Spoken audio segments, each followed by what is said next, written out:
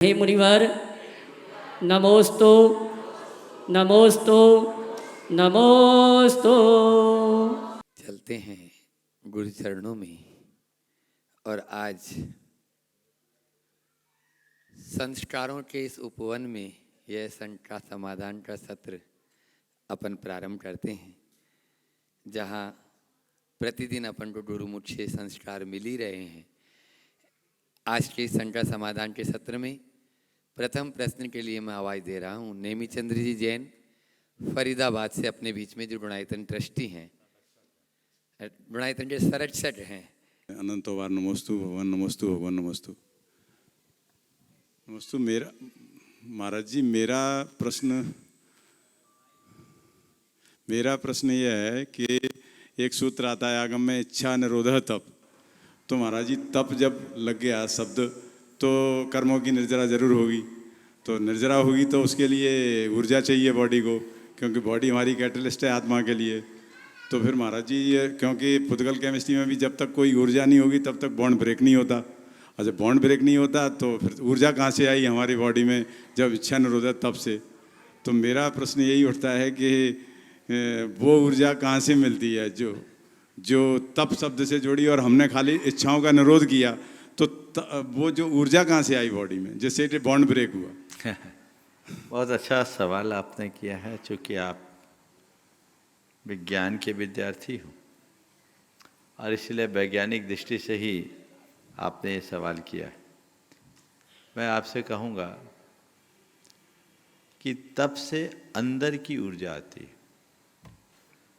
अभी एक रिसर्च हुआ है जिसमें बताया कि हमारी भावनाओं से प्रकंपन होता है आत्मा में, वाइब्रेशन। उसके अलग अलग स्केल बताए,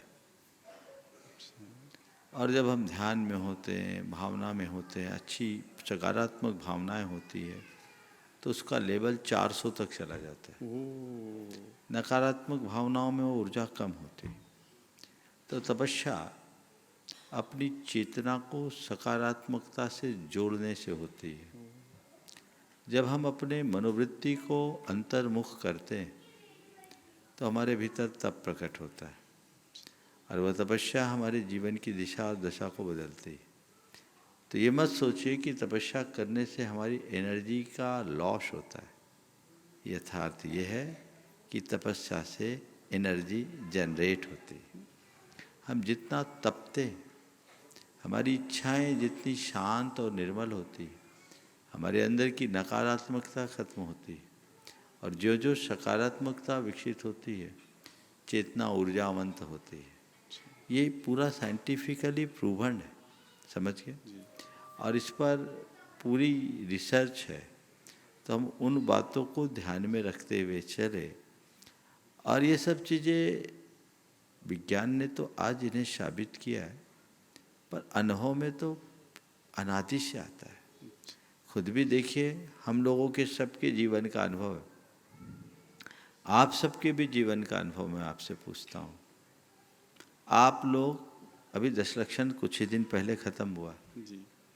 और दिनों के खान पान की अपेक्षा 10 लक्षण के दिनों में प्राय सब त्याग तप में रहते हैं। कोई उपवास, कोई एकासन, माने सब तपस्या करते हैं।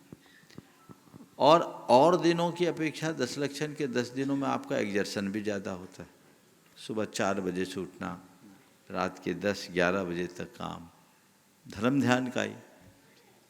लेकिन आप अपने आप को ज़्यादा एनर्जेटिक फील करते हैं कि नहीं? ज़्यादा एनर्जेटिक। और दिनों में जब इनटेक ज़्यादा है और आप मेहनत भी बहुत ज़्यादा नहीं कर रहे हैं, लेकिन फिर भी उन दिनों आपको अपेक्षाकृत थकान भी दिख सकती है। लेकिन जिस दिन आपने तपस्या की है उस दिन आपके अंदर थकान कम क्यों है? ये इस बात का प्रमाण है कि हम तपस्या से अपने भीतर ऊर्जा को उद्घाटित करते हैं। आंतरिक ऊर्जा के उद्घाटन से जीवन में परिवर्तन होता है, और ये आत्मा में होने वाला सकारात्मक वाइब्रेशन, कर्म सिद्धांत की भाषा में कहें तो शुभ योग, पुण्य कर्म के आश्रव का कारण बनता है। और उसी योग से, आत्मा के उसी प्रयोग से हमारी अंदर एक भावनात्मक परिवर्तन आता है, जिससे हमारे शरीर के रसायन बदलते हैं। शरीर के रसायनों के परिवर्तन से हमारे कर्मों की केमिस्ट्री बदल जाती है। तो भाव बदलने से, जैसे एक उदाहरण के लिए आपको बात कर रहा हूँ, आपके मन में क्रोध आए, आपके मन में क्षमा है। क्रोध के वाइब्रेशन अलग है और क्षमा के वाइब्रेशन अलग है। सबके टेबल्स हैं, किसी दिन मैं बताऊंगा उसको डिटेल। अब क्रोध में जब वाइब्रेशन हुआ, आपके अंदर जो भाव हुआ, तो उससे हमारे शरीर में कॉर्टिसोल की मात्रा बढ़ती है। क्रोध को उत्पन्न करने वाले हार्मोन्स ज़्यादा एक्टिवेट होते हैं, यानी हमारे अंदर की अंतःस्रावी ग्रंथियों से नकारात्मक स्राव होता है। ठीक है, जिसे बोल चाल की भाषा में कहें तो बैड हार्मोन्स सक्रिय हो जाते हैं। ठीक है, लेकिन उसकी जगह आपने क्षमा भाव धारण किया, तो क्षमा भाव के प्रभाव से क्या हुआ, आपके अंदर गुड हार्मोन, समझ गए, डोपामाइन, सेरोटोनिन जैसे हार्मोन एक्टिवेट हुए, उनका सिक्रेशन हुआ, तो इससे आपकी भावधारा बदल गई। तो जब आपके शरीर के अंदर अंतःस्रावी ग्रंथियों के स्राव में परिवर्तन आता है, तो शरीर के रसायन बदलते हैं। वे शरीर आत्मा के प्रदेशों से जुड़े, तो उससे कर्मों की केमिस्ट्री चेंज होती है, वो एक दूसरे से प्रभावित होती है, और कर्मों की केमिस्ट्री के चेंज होने से जीवन की केमिस्ट्री बदल जाती है। तो क्रोध करने से नया कर्म बंद हो जाता है, और क्षमा रख देने से हमारे भाव संतुलित होते हैं। उसके प्रभाव से उस समय बंधे हुए कर्म आत्मा से अलग होने को बाध्य हो जाते हैं। समझ गए? इसको बोलते हैं निर्जरा। इसलिए जैन सिद्धांत कहता है भाव से बंध होता है और भाव से निर्जरा होती है, और यही भावना योग का मूल है। समझ गए महाराज जी? जो इच्छाओं का जितना निरोध करते जाएंगे उतना हमारा तप बढ़ता है। बिल्कुल बिल्कुल बिल्कुल, इसलिए करते चलो। दिल्ली से योगेंद्र जी जैन शिरोमणि संरक्षक बनाए थे, वे अपना प्रश्न गुरु चरणों में रखें और तैयार रहेंगे। विजय जी मंजू जी जैन यूएसए शिरोमणि संरक्षक बनाए थे। गुरुदेव, मेरा प्रश्न आर्टिफिशियल इंटेलिजेंस के फील्ड में जिस पेस पे प्रगति हो रही है उसके इम्पैक्ट को लेकर है। कॉरपोरेट वर्ल्ड में कहा जा रहा है और हम लोग देख भी रहे हैं कि आर्टिफिशियल इंटेलिजेंस के कारण जॉब्स पे डायरेक्ट असर हो रहा है। आजकल टेक्स्ट बुक्स को पढ़ने के बजाय लोग डिजिटल वर्जन बुक्स का पढ़ रहे हैं, जिसको टूल्स में अपलोड करके उसकी समरी बहुत आसानी से निकल जाती है और बच्चे उसको पढ़ के आगे बढ़ते हैं rather than going into the depth. छात्रों के लिए खासकर से हायर एजुकेशन में इस पर्टिकुलर टेक्नोलॉजी का कितना यूज़ हो और इससे कैसे हम बचें ताकि हमारी जो कोर कैपेबिलिटी है उस पर ज़्यादा ध्यान हो और वो तरक्की करे rather than just skimming at the surface. देखिए, टेक्नोलॉजी का युग है और ये परिवर्तन आ चुका है, हम इसे रोक नहीं सकते, हमें स्वीकार करना पड़ेगा। आर्टिफिशियल इंटेलिजेंस जिस तरीके से आज लोकप्रिय हो रहा है, उसे देख करके ऐसा लगता है कि आने वाले दिनों में सब कुछ उससे ही नियंत्रित और संचालित होने लगेगा। लेकिन इससे इसका नकारात्मक पहलू मुझे ये दिखता है कि फिर हम अपनी बुद्धि का उपयोग करना बंद कर देंगे और धीरे धीरे हमारी खुद की बुद्धि कुंद हो जाएगी। मैं आपसे पूछता हूँ कि आर्टिफिशियल इंटेलिजेंस को जनरेट किसने किया? इस टेक्नोलॉजी को डेवलप किसने किया? टेक्नोलॉजी बड़ी है या टेक्नोलॉजी को बनाने वाला बड़ा है? हाँ, समझ के, क्रिएशन बड़ा या क्रिएटर बड़ा? तो हम उस बात को समझने की कोशिश करें। कहीं ऐसा ना हो कि आर्टिफिशियल इंटेलिजेंस के चक्कर में लोगों का इमोशनल इंटेलिजेंस ही खत्म हो जाए और खुद का इंटेलिजेंस खत्म हो जाए। उदाहरण के लिए एक ही नमूना पर्याप्त है। जब तक आपके पास मोबाइल नहीं थी, हर व्यक्ति को मिनिमम 150 लोगों के नंबर याद रहते थे। और जब से मोबाइल में ही सारी नंबर्स फीड होने लगे, तो हो सकता है इस सभा में बैठे एक दो आदमी ऐसे हुई हों जिन्हें खुद का नंबर याद ना हो सकता है ना? तो क्या हुआ? आप जितना टेक्नोलॉजी पर डिपेंड होंगे, समझ गए, उतना आपकी नैसर्गिक प्रतिभा कुंद होने लगेगी। अपनी नैसर्गिक प्रतिभा को आप खिलने और खुलने का मौका दें तो ज़्यादा अच्छा होगा। नहीं तो शॉर्टकट है, काम फास्ट हो रहा है, मानता हूँ,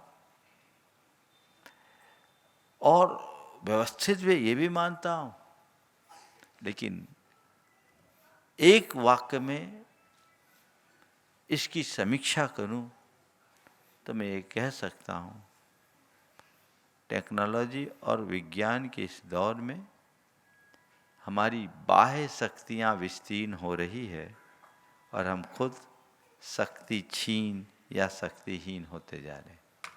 मतलब हम बाहर से मजबूत, भीतर से कमज़ोर। निष्कर्ष, फोटो खूबसूरत, एक्सरे खराब। समझ गए? नतीजा सबको समझ में आएगा। अपने बीच में यूएसए से शिरोमणि संरक्षक गुणायत के विजय जी मंजू जी जैन यहाँ पर उपस्थित है। आप लोग जोरदार ताली बजा दीजिए। और मैं चाहूँगा आप जितने भी नाम हैं एक बार ताली सबके लिए एक साथ बजा दें, क्योंकि आज गुरुवर के सपनों को साकार करने के लिए यहाँ विशेष ही लोग उपस्थित हैं और सभी लोग शिरोमणि हैं। आप अपना प्रश्न गुरु चरणों में करें। उसके बाद में लखनऊ से डॉक्टर विनोद जी जैन शिरोमणि संरक्षक गुणायतन तैयार रहेंगे। राज मुनिराज के चरणों में नमोस्तु नमोस्तु नमोस्तु। सभी छुल्लक जी के चरणों में इच्छामि इच्छामि इच्छामि। गुरुवर, मुझे एक प्रश्न था कि जब हम 24 पुराण पढ़ रहे थी तो उसमें एक आता है कि भगवान जब तक कल्याणक के बाद आहार के लिए जाते हैं, तो जहाँ भी वो आहार करते हैं वहाँ पर पंचास्तिकरण आश्चर्य प्रकट होते हैं।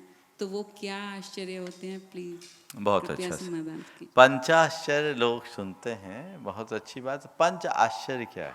पंचाश्चर्य, हाँ, पांच प्रकार की आश्चर्यजनक घटनाओं को पंचाश्चर्य कहते हैं। ये क्या है? आकाश से मंद मंद सुगंधित हवा बहना, मंद मंद सुगंधित जल की वर्षा होना, देवों के द्वारा आकाश में अहोदान अहोदानम अहोदानम जैसी उद्घोषणा करना, यानी देववाणी होना, देवों के द्वारा आकाश से रत्नों की वर्षा करना, और पांचवा है आकाश से पुष्पों की वर्षा होना। तो ये जो पांचों घटनाएं हैं ये सामान्य नहीं है, ये सबके लिए आश्चर्यजनक है। तो ये 5 आश्चर्यजनक घटनाओं को ही पंचाश्चर्य कहते हैं। समझ गए? तो जब महापुरुषों का कोई योग बनता है तो उनके साथ ये चीजें अपने आप जुड़ जाती। नमोस्तु गुरुवर। डॉक्टर विभोर जी जैन लखनऊ से अपने बीच में, वे अपना प्रश्न गुरु चरणों में करें। और नमोस्तु महाराज जी, नमोस्तु नमोस्तु नमोस्तु। महाराज जी, एक चुनौती आज के समय में समाज में आ रही है, जो जैसे मैं खुद एक चिकित्सक हूँ, तो जो हमारी जो अगली पीढ़ी है उसको देव दर्शन के लिए, और जो हमारी परंपराएं हैं जैन धर्म की, उनको पालन कराने के लिए काफ़ी चुनौतीपूर्ण होता है। कैसे हम उसका सामना करें आज के समय में? जैसे अभी टेक्नोलॉजी की भी उन्होंने बात की, तो वो टेक्नोलॉजी की तरफ उद्धृत हो जाते हैं और उन्हें लगता है तो पारंपरिक चीज़ है तो इसकी तरफ जाने की कोई ज़रूरत नहीं है। लेकिन जैसा आपने प्रथम प्रश्न में कहा था कि ऊर्जा का स्फुटन होता है अगर उस तरफ जाएं, तो कैसे उस चुनौती को उन तक ले जाएं कि वो उसको स्वीकार करें? देखिए, इस आशय का सवाल पिछले 4 दिन से रोज ही आ रहा है, पर चूंकि आपने पूछा आज के संदर्भ में, मैं इसे दूसरे तरीके से कहना चाहूँगा। ये सवाल रोज उठता है, हर माँ बाप का सवाल है। हम अगर किसी भी व्यक्ति को कहेंगे कि तुम ये करो वो करो, तो आज की पीढ़ी इसको मानने के लिए तैयार नहीं है।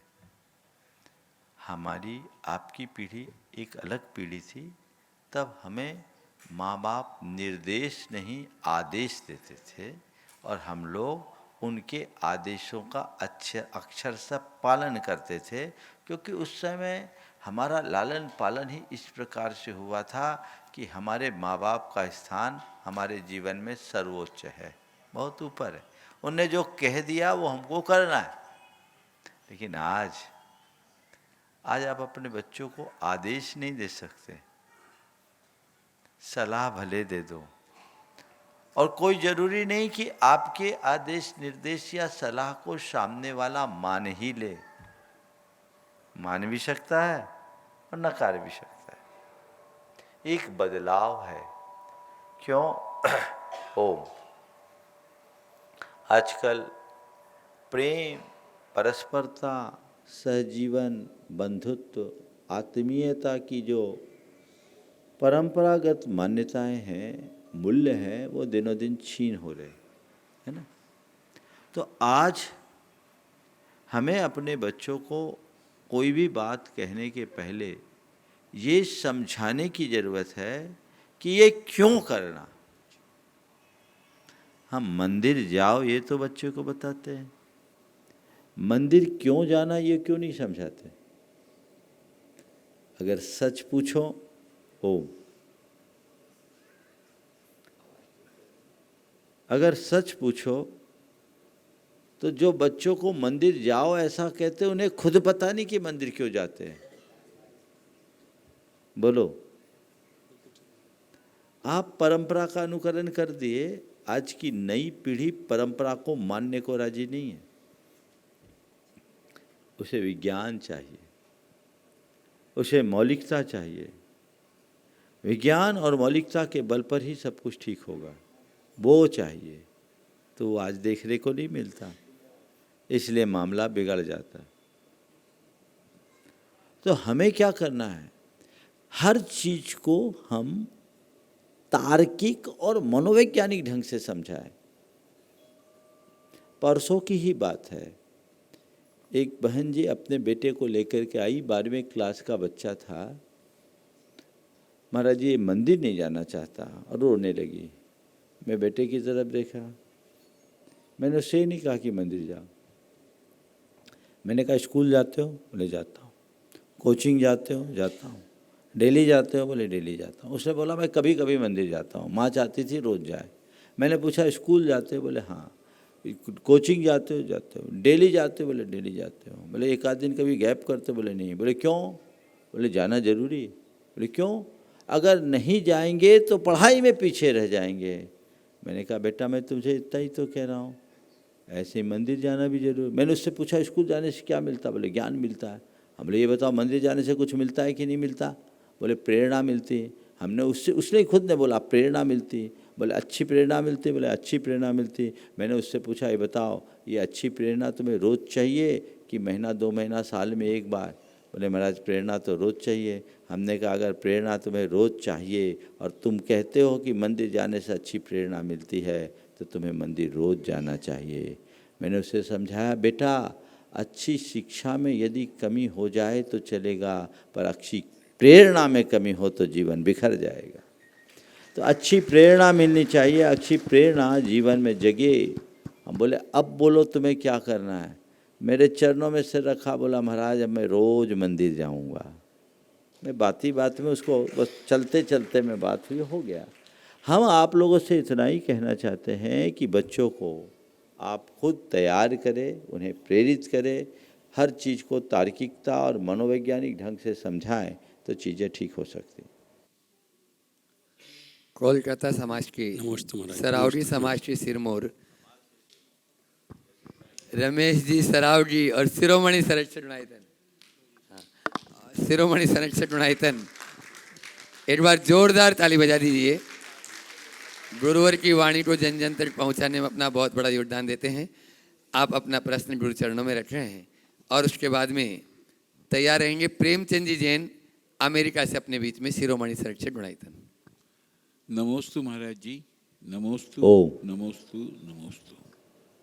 महाराज जी, आज का अर्थ प्रधान युग, कंपटीशन का युग, भौतिकवाद का युग, इसमें हमारे संस्कार के, कुटुंब संयुक्त परिवार के हमारे संस्कारों की पूरी धज्जियां उड़ रही हैं। संयुक्त परिवार नहीं है, एक बच्चा है, ताई चाचा भुआ क्या होंगे भविष्य में ये पता नहीं, बस अंकल और आंटी तक ही रह जाएगा पूरा सब कुछ। ऐसी स्थिति में जहाँ कंपटीशन है, लाइफ फास्ट हो गई है, ऐसी स्थिति में धर्म का और आज के इस दौड़ धूप का जो कैसे बीच में बैलेंस किया जाए, इसका थोड़ा समाधान मिले। देखिए, ये बड़ा बदलाव है और ये इसे हम रोक नहीं सकते। आप कह रहे संयुक्त परिवार खत्म हो गया, अब तो परिवार ही खत्म हो गया। अब की हमारी जनरेशन परिवार बसाना नहीं चाह रही। हमारे समाज का एक बड़ा वर्ग अब लिव इन के कंसेप्ट की तरफ बहुत तेजी से आकर्षित हो रहा है। लोग विवाह को बंधन मानने लगे हैं, उसके औचित्य को नकारना शुरू कर दिए हैं। इन सब के दूरगामी परिणाम बहुत भयानक निकलने वाले। इसका एक ही उपाय, वह है हर व्यक्ति के हृदय में सांस्कृतिक निष्ठा जगाना और आध्यात्मिक चेतना का विकास करना। उनके दिल दिमाग में ये बात गहरे स्तर से बिठाना कि केवल पदार्थ, जन सुख और भोगवादी मनोवृत्ति मनुष्य को सुखी नहीं बना सकती। उसे कहीं न कहीं से आध्यात्मिक होना होगा। उसे अपनी सांस्कृतिक परंपराओं को मूल्य और महत्व देना होगा। तब कहीं जाकर वो अपने जीवन को सुरक्षित और सलामत करे। आप परिवार के बिखरने की बात कर रहे हैं, मैं परिवार के मिटने की चिंता कर रहा हूँ। सबसे पहली आवश्यकता परिवार के इम्पोर्टेंस को समझाने की, आज की नई पीढ़ी को परिवार बसाने के लिए उत्प्रेरित करने की। यदि उस दिशा में हमने सार्थक प्रयत्न किया तो सुनिश्चित रूप से अच्छे परिणाम होंगे, अन्यथा बहुत कुछ छिन्न भिन्न। अपने बीच में अमेरिका से प्रेमचंद जी जैन शिरोमणि संरक्षक गुणायतन वे अपना प्रश्न गुरु चरणों में करें और उसके बाद में जिनकी वाणी सुनकर सबका गुदगुदी हो जाती है और गुणायतन के यशस्वी अध्यक्ष हैं ऐसे विनोद जी काला कोलकाता, जो गुरुवर के सपनों को आगे ले जाने में बहुत अपना योगदान दे रहे हैं, वे भी विनोद जी तैयार रहेंगे।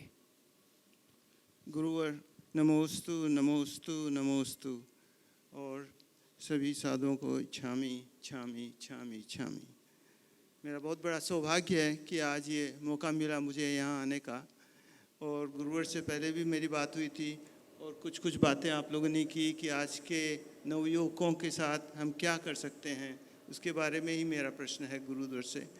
तो मेरी विचार रहता है, मैंने जहाँ तक देखा है दुनिया में, तो नए युग के लोग, नए पीढ़ियों के लोग उन चीज़ों को पसंद करते हैं जिनमें उनको गर्व होता है, जिससे वो आगे बढ़ने की भावना रखते हैं।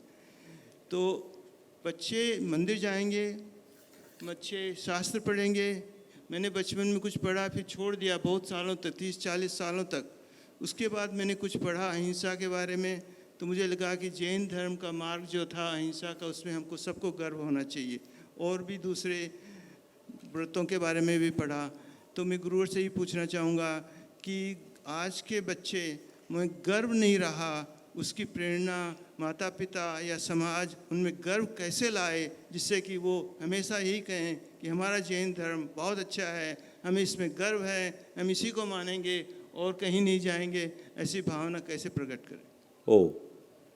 पहले तो मैं चाहूँगा एक बार प्रेमचंद जी साहब का जोरदार अभिनंदन करें। ये हमारे समाज की एक बहुत बड़ी हस्ती है। अमेरिका के एक प्रसिद्ध ये डीन रहे ना, चेयर प्रोफेसर है, कौन सी यूनिवर्सिटी के? जॉर्जटाउन यूनिवर्सिटी वाशिंगटन के ये चेयर प्रोफेसर रहे और इन्होंने अपने जीवन में नाम भी कमाया और आज धर्म के क्षेत्र में आगे बढ़कर पुण्य भी कमा रहे हैं। बहुत अच्छा मनोभाव और बहुत अच्छे चिंतन के साथ आज यहाँ उपस्थित हुए हैं। इनके संदर्भ में अन्य बातें तो मैं कल करूँगा, लेकिन जो बात आज आपने प्रकट की, जो चिंता प्रकट की, उस पर हमें बहुत गंभीरता से विचारने की ज़रूरत है। मुझे एक बात दिखती है, वो केवल ये कि हम आज एक बड़ी गलती कर रहे हैं। वो गलती क्या है? हम देसी बीज में विदेशी खाद डाल रहे हैं। मेरी बात समझ रहे हैं? देसी बीज है और विदेशी खाद है। हम अपनी संतानों की जो परवरिश कर रहे हैं, लालन पालन कर रहे हैं, उनकी पढ़ाई लिखाई की जो व्यवस्थाएं कर रहे हैं,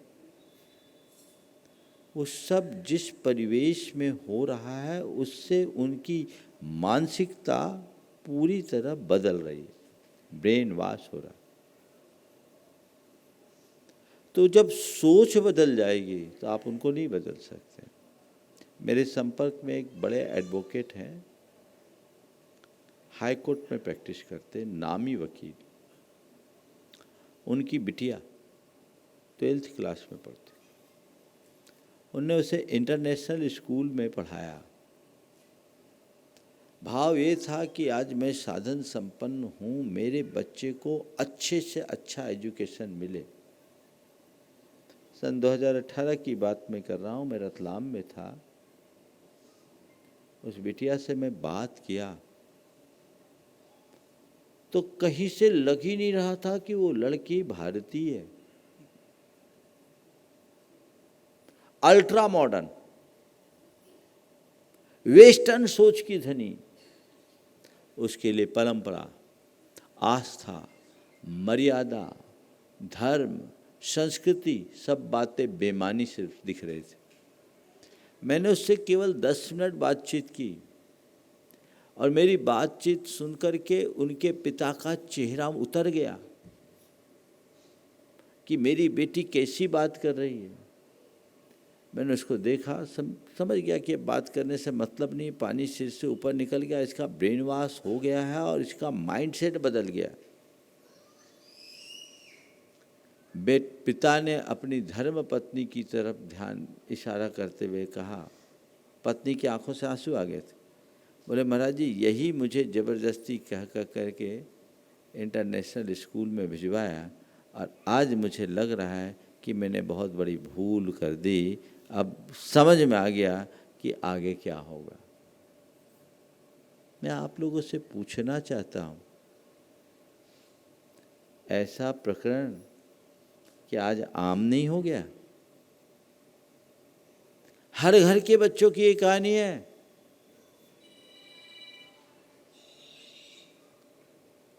हम जो अपने माँ बाप को सम्मान देते थे, सम्मान नहीं, श्रद्धा रखते थे, पूजा करते थे, आज के बच्चों में वो चीज़ें हैं।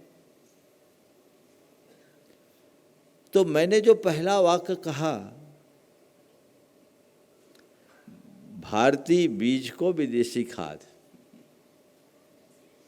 तो मैं यही कहता हूँ, देसी बीज है, देसी खाद दो। समझ गए? तो हमारी फसल लहलहाएगी और इस सृष्टि को हम सुरक्षित रख पाएंगे।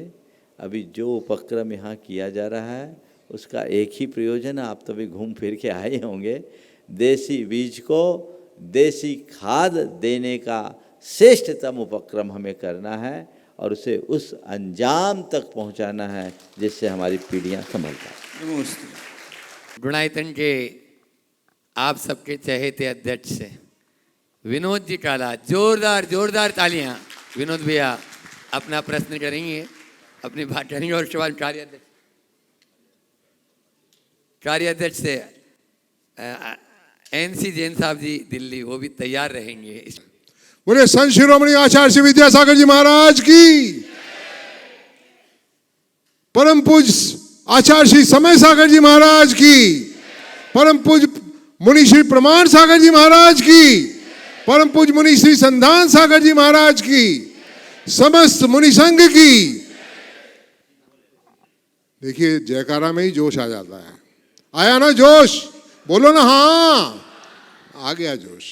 बात ऐसी है, मैं जोश की कितनी भी बातें कर लूं, पर सही बात तो ये है कि हम हमारे पूज्य महाराज श्री की सोच को पकड़ ही नहीं पाते हैं। मैं समझता था कि मैं ही IIT खड़गपुर का बहुत बुद्धिमान प्रवान हूँ, पर जो हमारे महाराज श्री है ना, 10 कदम आगे ही रहते हैं। उनकी सोच को पकड़ ही नहीं पाते हम लोग। हमारी कमेटी सोचती रहती है आगे का क्या कदम है, और हम लोग सोचते रह जाते हैं। तो बात यह है, आज की घर घर की कहानी, जी थोड़ी देर पहले बातें हो रही थी, घर घर की कहानी है ये। बच्चा ये सुनता ही नहीं मेरी। कोई एक है जो बता दे कि बच्चा मेरी सुनता है? हाथ तो खड़ा करो। नहीं नहीं नहीं, नहीं। सब बच्चे सुनते ही नहीं हैं। और बच्चे सुनते नहीं, आज की सबसे बड़ी समस्या यही है कि बच्चे सुनते नहीं हैं। मेरी सुनता ही नहीं, मेरे से तर्क करता है, और तर्क करता है, ऐसे तर्क करता है कि मैं ही जवाब नहीं दे पाती हूँ तो क्या करूँ। यही कहानी है, और इस कहानी की समस्या का समाधान ढूंढने के लिए बहुत बड़ी मीटिंग हो रही है कल परसों।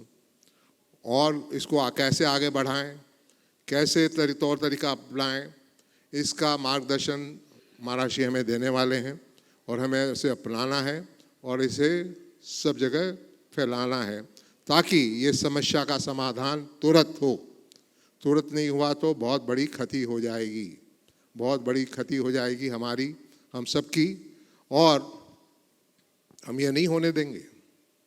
महर्षि का कहना है हम ये नहीं होने देंगे। तो ये श्रेष्ठतम जो बात उन्होंने कहा है, शब्द एक ही यूज़ किया उन्होंने, श्रेष्ठतम उपाय ढूंढना है, और ये उपाय ढूंढ लिया गया है, इसको आगे बढ़ाना है ताकि ये समस्या हर समय के लिए समाप्त हो जाए। तो भाइयों बहनों माताओं, आपसे इतना कहना, घबराना नहीं। आप घबरा गए हो, मेरा बच्चा कैसे समझे? घबराने की कोई ज़रूरत ही नहीं है। There is a way out. और दोष हमारा क्या दोष है, हम कहाँ दोषी हैं, खुद को दोषी कहाँ हमारा है, हमारा दोष कहाँ है, उसे दूर कैसे करेंगे हम, इसका समाधान 1-2 दिन में हमें मिल जाएगा। हम आपको भी बताएंगे हमें, पर तब तक आपको इंतज़ार करना होगा। और एक बार यकीन दिला देता हूँ, अगर आप जैसे अपनी कमजोरियों को सुधारने की कोशिश करोगे तो मेरा ख्याल है कि सब कुछ सुधर जाएगा। पर आप समझोगे मैं सही हूँ, मेरा बेटा गलत है, मेरा बेटा सही, बेटा तो गलत ही है, दूसरे गलत है, मैं सही हूँ, तब ये समस्या का समाधान नहीं होना है। Fact of the life is, आप कहाँ दोषी है उसे ही ढूंढिए, दूसरे को दोष ढूंढना बंद कीजिए। That is negativity. पॉजिटिविटी तो यही है कि आप दूसरों के गुण लीजिए और अपने अवगुण को ढूंढिए ढूंढिए ढूंढिए। तो मेरा आप सबसे यही कहना है, गुणायतन गुणायतन महाराज श्री का एक ही हमें मार्गदर्शन मिला है, सिर्फ मंदिर बनाना ही हमारा काम नहीं है। गुणायतन एक अभियान है, गुणायतन एक अभियान है जो कि आगे हमें कैसे चलना है सिखाएगा, कैसे हम आगे बढ़े सिखाएगा, कैसे हमारा जीवन सफल हो ये बताएगा, कैसे हमारा परिवार सफल हो ये बताएगा। और यही हमारा आगे के 2 दिनों का मेन सेमिनार जो होने वाला है उसका उद्देश्य है, कैसे जैन धर्म को हम बचाएंगे, कैसे जैन धर्म को हम बढ़ाएंगे, जैन धर्म को कैसे फैलाएंगे और क्या हमें करना है इसके लिए समस्या का समाधान ढूंढने के लिए हम लोग आए हैं सब।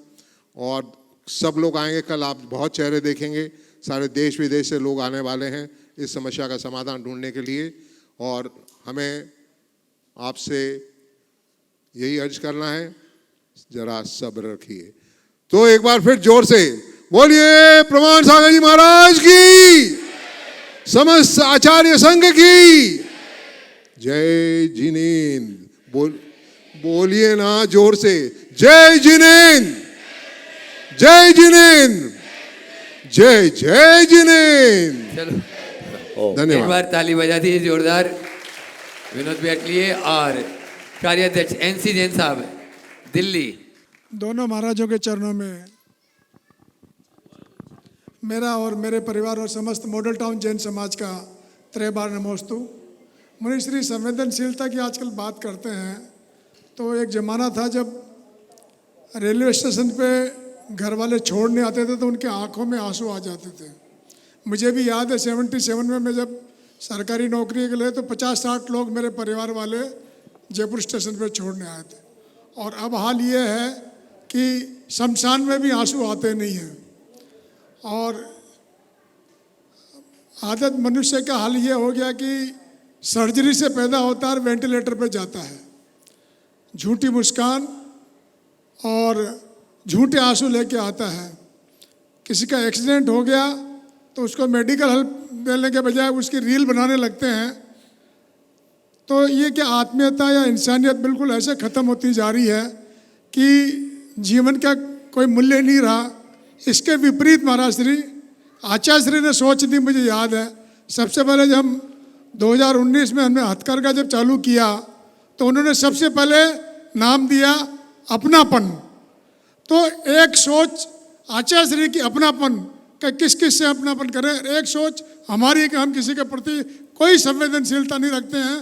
तो मुनिश्री, मेरा निवेदन है आपसे यह है कि ये अपनापन कैसे आगे बढ़े और आचार्य श्री की सोच को हम कैसे आगे बढ़ावें। बहुत अच्छा सवाल आपने किया। इसकी जो मूल है, इसके मूल में एक ही बात, आज अपनत्व तो घटा है और स्वार्थ बढ़ा है। हमारे संबंधों का आधार प्रेम और आत्मीयता होनी चाहिए, उसका स्थान आवश्यकता और उपयोगिता ने ले लिया। अब हम व्यक्तियों को व्यक्तियों की तरह न देखकर चीज़ों की तरह देखने लगे। समस्याएं हमारे सामने, हमें ये सोच बदलनी होगी और लोगों को ये बात अच्छे से समझाना होगा कि मनुष्य वस्तु नहीं है, व्यक्ति है। और वस्तुएं एक सीमा से आगे काम की नहीं होती। काम में अंततः मनुष्य ही आता है। और ये बात जब लोग अच्छे से समझने लगेंगे तो उनमें बदलाव भी आएगा। जिन लोगों ने भोगवाद के चरम को भोग लिया है उन्हें ये बातें समझ में भी आने लगी। काश हम इन बातों को गहराई से समझें और समझाएं ताकि इस तरह की समस्याओं का हल हो सके। नमस्ते महाराज। और मैं बुला रहा हूँ इस प्राइड, चाहे संस्कार उपवन और चाहे आप देख रहे हैं इतना भव्यतम जिनालय, जिसको देखकर आज गुरुवर के मुख से भी बहुत वाह वाह वाह निकलता है। बहुत ही प्रतिमा देखते ही मन लगता है। ऐसा भव्यतम जिनालय जिन्होंने अपने द्रव्य औदार्य से बनाया, ऐसे अनुपम पंडित जी जैन, श्रीमती अर्चना जैन, चमेली जी जैन, मातेश्वरी, एक बार जोरदार जोरदार ताली बजा दीजिए पूरे परिवार के लिए। और अभी पूरे चातुर्मास में भी बहुत अच्छा सहयोग दिया इन्होंने। दिल खोल कर कहा गुरुवर के लिए कि चाहे संस्कार उपवन हो, चाहे प्राइड हो, महाराज जी जो भी आए यहाँ पर यात्री लोग रुके, श्रावक लोग रुके, भक्त लोग रुके, और उनकी मैं भी कुछ अतिथि सविवार अतिथि कुछ सेवा कर सकूं, ऐसी भावना इनके मन में। बहुत ही अच्छे अनुपम जी, वे अपनी बात भी रख रहे हैं और गुरु चरणों में अपना प्रश्न भी रखें। फिर पारस जी जैन भाषा शिरोमणि संरक्षक गुणायतन तैयार रहेंगे। नमोस्तु महाराज जी। महाराज जी, हम लोगों की एक ऐसी पीढ़ी है जिन्होंने पहले अपने माँ बाप की भी खूब सुनी, अब बच्चों की सुनते हैं। आपने बोला था कि बच्चों आपकी सुनते हैं क्या, तो वो पीढ़ी है, तो अब इस जो अपन 2 दिन सेमिनार कर रहे हैं और जो कर रहे हैं उसकी बहुत ज़्यादा ज़रूरत है, और सबसे ज़्यादा हम लोगों की पीढ़ी उसको समझती है। इसी में प्रश्न एक महाराज जी मेरा है, जब हम लोग छोटे थे और बड़े में भी, कि कुछ समाज में मान्यताएं रहती थी कि आप जैसे वैष्णो देवी चले जाओ तो वहाँ मन्नत मांग लेते थे, आपकी मन्नत पूरी हो जाती थी। कुछ लोग तिरुपति जाते थे, वहाँ मन्नत पूरी हो जाती थी। कुछ बिजनेसमैन थे जो तिरुपति में भगवान से पार्टनरशिप भी करते थे, महाराज जी की 10% की पार्टनरशिप है, मुझे ये काम मिल जाए तो मैं ये करूँगा। जबकि अपने समाज में ऐसी मान्यता नहीं है। पापा जी मजाक में बोलते थे मेरे कि अपने भगवान सर्वज्ञ हैं, सब जानते हैं, लेकिन कुछ करते नहीं है, आप बन जाओ उनके जैसा। सर्वज्ञ सब जानते हैं, लेकिन महाराज जी जो मेरा व्यक्तिगत अनुभव जो है वो ये है कि अपना जब भी मैं आपके पास आया दर्शन करने, महाराज जी शिखर जी आया, पटना आया, या आप यहाँ आए, तो कोई ना कोई मुझे सांसारिक लाभ हुआ, और टेंडर मिलना, बड़े बड़े टेंडर मिलना। धार्मिक लाभ तो मिलता ही है, वो तो भावनाएं वैसे होती ही है, लेकिन वो भी मिला। बीच में एक बार एक ऐसा फेज़ आया था कि हमारे कंपनी को टेंडर नहीं मिल रहे थे, तो हमारे ऑफिस स्टाफ वाले ज़बरदस्ती बोले आप एक बार होके आइए तो ज़रूर मिलने लग जाएंगे। ये महाराज जी, इसके बाद जब आपके आने का पता चला तो लोग बोले कि कुछ ना कुछ अच्छा होने वाला है, और ये बिल्कुल सच है महाराज जी कि आज ही मुझे 200 करोड़ के, मतलब 100 करोड़ के 2 टेंडर गुजरात के मिले। और कोई ये ना सोचे कि मैं सिर्फ वो बोल रहा हूँ, तो मैंने एनसी जैन साहब को वो दोनों ऑर्डर भी बता दिए, ये देखिए कल चिट्ठी जेब में रखा था कि ये मिले। महाराज जी इसमें और अंधविश्वास नहीं बोले, कुछ ना कुछ साइंस है महाराज जी ऐसा, जो या तो हम लोग पहले नहीं समझ पाते थे, मैनिफेस्टेशन है या क्या है, कि जब भी मांगा नहीं लेकिन अपने आप मिल गया अपने आप। तो इस संबंध में मैं जानना चाहूँगा। पहले तो मैं चाहूँगा एक बार इस परिवार का जोरदार अभिनंदन करें। बहुत ही संस्कार युक्त, उदार परिवार और ज़मीन से ऊपर चढ़ने वाला परिवार। इनके पिताश्री ने विद्वत जगत में अपनी एक अलग पहचान बनाई। डॉक्टर रतन चंद जैन, जो बरकतुल्लाह विश्वविद्यालय के संस्कृत विभाग के विभागाध्यक्ष रहे और जिन्होंने विद्वत्ता के क्षेत्र में अपना परचम फहराया। जैन परंपरा और यापनी संघ, उनकी जो कृति है लगभग 3000 पृष्ठों की, वो पूरे जैन जगत के लिए एक बहुत अनुकरणीय देन है। और मुझे प्रसन्नता है कि उनके ही आदर्शों का अनुकरण करते हुए भाई अनुपम आज उद्योग जगत में अपना परचम फहरा रहे हैं और धर्म क्षेत्र में भी आगे बढ़ रहे हैं। अपने पिताजी की इच्छा को पूरा करने के लिए उन्होंने अपने ही द्रव्य से भव्य भगवान का मंदिर बनाया, और मैं समझता हूँ वही पुण्य आज आपके काम में आ रहा है। आपने कहा कि ये सब जब जब आपके पास आता हूँ या आपका योग बनता, हमारा काम बन जाता है। जो आप बोलते हो मैं वो नहीं मानता, मेरे कारण से आपका काम नहीं बनता। मेरे पास तो सब आते हैं, सबका काम क्यों नहीं बनता? मेरे पास सब आते हैं, सबका काम क्यों नहीं बनता? महाराज हमारा काम तो बन जाता है, बनता है, मेरे पास से आने से बनता है, आप कह सकते हो, लेकिन मैं उसे सुधार देता हूँ। ये मेरे पास आने से नहीं बनता, ये तुम्हारी श्रद्धा से बनता है। मन में श्रद्धा हो प्रगाढ़ तो पुण्य अपने आप बढ़ता है, और जब श्रद्धा प्रेरित पुण्य बढ़ता है तो चीज़ें अपने आप घटने लगती। लोगों को एक श्रद्धान रखना चाहिए कि हमें अच्छा काम करना है, और एक संदेश में सबको ये कहूँगा, ऐसा तुम्हारे साथ नहीं कईयों के साथ होता है। अच्छे भाव रखोगे परिणाम आएगा। लेकिन हम धर्म से इसलिए न जुड़े कि हमारा काम बन जाए, हम धर्म से इसलिए जुड़ें कि हम कृतकाम हो जाएं, निष्काम बन जाए। समझ गए? इच्छा की पूर्ति के लिए धर्म करने में कोई मज़ा नहीं, इच्छा की मुक्ति के लिए धर्म करने में ही वास्तविक मज़ा। तो अपने अंदर ऐसा मनोभाव रखें ताकि हम अपने जीवन के पथ को प्रशस्त कर सकें और जीवन को बेहतर बनाएं। ऐसी प्रेरणा और भावना रहेगी तो काम बने या ना बने, हम धर्म को अपना काम मान करके चलेंगे, संतोष रखेंगे। और जब हमारा पुण्य प्रबल होता है, निमित्त अनुकूल बनते हैं, चीज़ें सब अपने आप अनुकूल हो जाती है। भावनाएं लोगों के हृदय में जगाना चाहिए। एक उक्ति है, उन्नतम मानसम यस्य भाग्यम तस्य समुन्नतम।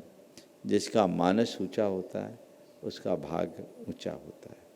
तो हम जो पाना चाहते हैं, जैसा होना चाहते हैं, तो उसके हिसाब से अपनी सोच को ऊंचा रखें, अपने मानस को ऊंचा रखें, सब चीज़ें अच्छी होगी। बहुत बहुत आशीर्वाद। महाराज जी, ये क्या जगह के हिसाब से भी होता है कि जैसे इस जगह का एक सौभाग्य है कि आपके चरण जब ये बन रहा था, आपको ध्यान होगा, तब पढ़े, उसके बाद एक बार और पढ़े, कहीं पे भी ऐसे ये तीसरी बार हुआ? ये इस तो जगह पता का भी नहीं कुछ अनायास कैसे तुम्हारा पुण्य उछला। ये कल का आयोजन अगर नहीं होता तो यही होता। बहुत सुंदर। हाँ, तो पारस जी जैन वास्तव में अपनी प्रश्न अपना गुरु चरणों में रखे। उसके पहले विवेक जी एंड टुनकुरी जो है इस गुरु सेवा में लगे रहते हैं, डोनाइतन ट्रस्टी, वे अपनी बात गुरु चरणों में करें। गुरुवर के चरणों में नमोस्तु। हाँ, पारस बोलो। हाँ, बोले। चुल्लक जी के चरणों में इच्छामी। महाराज जी, हम लोग जल्दी बोलो। हाँ, हम लोग धोती दुपट्टा पहन के टू व्हीलर से पूजा, अभिषेक, शांति धारा करने जाते हैं, ये सही है कि गलत है? देखो, शास्त्र के अनुसार तो इरियापत शुद्धि होनी चाहिए। अगर आप वस्त्र पहन करके जा रहे हैं व्हीकल से, तो गुरुओं को आहार नहीं देना चाहिए। इसका निषेध किया गया। अभिघट दोष नामक दोष में ये बात कही गई है कि इसमें इरियापत की शुद्धि नहीं होती। तो आपको अगर दूरी है और आपके बस की नहीं है तो आप वहीं वस्त्र बदलें, वहीं शुद्धि करें, ये ध्यान रखना चाहिए। बहुत नमोस्तु। हाँ, नमोस्तु विवेक भैया। नमोस्तु महाराज जी।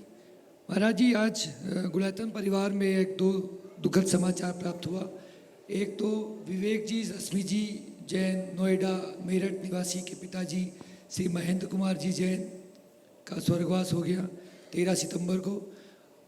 रश्मि भाभी से बात हुई, उन्होंने बताया कि जाते जाते भी महाराज जी को नमोस्तु करना चाहते थे।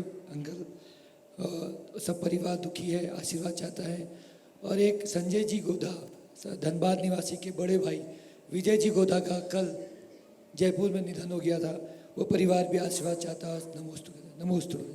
देखो भाई, जीवन मरण तो लगा हुआ है, लेकिन जब कोई व्यक्ति अपने बीच से गुजरता है तो निश्चित रूप से मन को तकलीफ होती है। महेंद्र जी नोएडा हमारे गुलायतन सेवायतन के एक स्तंभ, 2006 से जब सेवायतन की स्थापना हुई थी तब से वे बहुत ही भाव से जुड़े रहे और उन्होंने अपने जीवन के आखिरी तक बहुत काम किया। अभी कुछ दिन पहले यहाँ आके भी गए। समय ने उनको हम सबसे जुदा करा दिया। अब इसे हम कुछ नहीं कह सकते। मैं पूरे परिवार को ये कहना चाहूँगा कि ऐसी घड़ी में धैर्य रखें। विपत्ति में धैर्य एक आलम्बन है और उनसे हम प्रेरणा लें उनके आदर्शों का अनुकरण करने की। इसी तरह विजय जी गोधा धनबाद शहर के एक स्तंभ थे, गुलायतन के दृष्टि तो थे ही। और पिछले दिनों जब हमने पंचकलाना कराया था तो उनको माता पिता बनने का भी सौभाग्य मिला था। कुछ दिनों से वो बीमार थे, उनकी कोई ऑपरेशन में कोई प्रॉब्लम आ गई थी और आज वो अपने बीच से चले गए। मैं दोनों के परिवार को आशीर्वाद देता हूँ कि इसे नियति की परिणति मान करके स्वीकार करें। आना जाना लगा हुआ है, कब कौन जाए कहाँ नहीं जा सकता। हम मोह करते हैं कि वो चला गया। अगर अतीत में देखो तो न जाने हमने कितनों को खोया है और कितनों ने हमको खोया है। अनंतों को हमने खोया है और अनंतों ने हमें खोया है। इस जन्म मरण की वास्तविकता को यदि हम पहचान ले तो जीवन मरण के चक्र से हमेशा हमेशा को मुक्त हो सकते हैं।